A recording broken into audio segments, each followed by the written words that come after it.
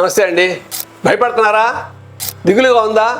కంగారు పడకండి. ఆయుర్వేదంలో భయాన్ని గురించి కూడా చెప్పారు. భయం ఎందుకు వస్తుంది, ఏ కారణాలు వస్తుంది, దాన్ని ఎలా తగ్గించుకోవాలి అనేటటువంటి చాలా బ్రహ్మాండమైనటువంటి సబ్జెక్ట్ ఉందండి ఆయుర్వేదంలో. భయం అంటే వాత ప్రకోపం వల్ల భయం వస్తుంది. దానివల్ల మనసులో ఉన్నటువంటి, శరీరంలో ఉన్నటువంటి రక్తనాళాలు కానీ నరాలు కానీ వికృతం చెంది బ్రెయిన్లో ఉన్నటువంటి బ్లడ్ సెల్స్ వల్ల బాగా నేరో అయిపోయి ఏజ్లో వచ్చే భయం ఉంటుంది, జబ్బు వల్ల వచ్చే భయం ఉంటుంది, కొన్ని మూలికల మందుల వల్ల మెడిసిన్స్ వల్ల కూడా భయం రావచ్చు, శోకం రావచ్చు, పరిస్థితులను బట్టి చుట్టుపక్కల వాతావరణాన్ని బట్టి కూడా రావచ్చు. ఏది ఏమైనా ఆయుర్వేద శాస్త్రంలో భయాన్ని గురించి ఒక శ్లోకం చెప్పారు. వాయు చలహ అనిల సర్వగాత వాత ప్రకోపేచ భయ శోకాజాయతే.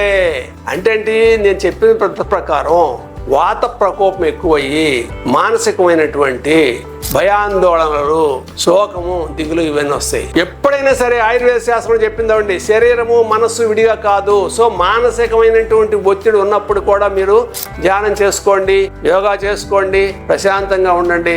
మీరు నమ్మిన దాని గురించి మరీ భగవంతుడు స్మరణ చేసుకుంటా ఉండండి.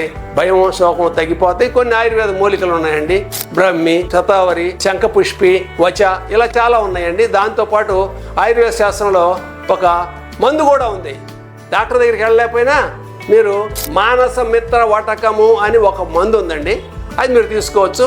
బాగా చదువుకున్న క్వాలిఫైడ్ ఆయుర్వేద డాక్టర్ని సంప్రదించండి. భయంతో భయపడబాకండి. ఇంగ్లీష్ మందులు ఓన్లీ సెడేటివ్స్ ఇస్తారండి. There is no other medicine in allopathy. భయానికి ఓన్లీ సెడేటివ్స్ ఇస్తారో, ట్రాంక్యులైజర్స్ ఇస్తారో. Ayurvedam is a wonderful medicine. There are so many medicines. ఘృతం ఉంది, మాత్రలు ఉన్నాయి, టానిక్లు ఉన్నాయి, అన్నీ దొరుకుతున్నాయండి ఇవాళ. కాబట్టి భయంతో భయపడబాకండి, మానసికంగా దిగులు పడబాకండి. అన్నిటి నుంచి కూడా రక్షణ పొందటానికి ఆయుర్వేద శాస్త్రంలో చెప్పినటువంటి చికిత్సని పొందండి. హాయిగా ఉండండి. నమస్తే.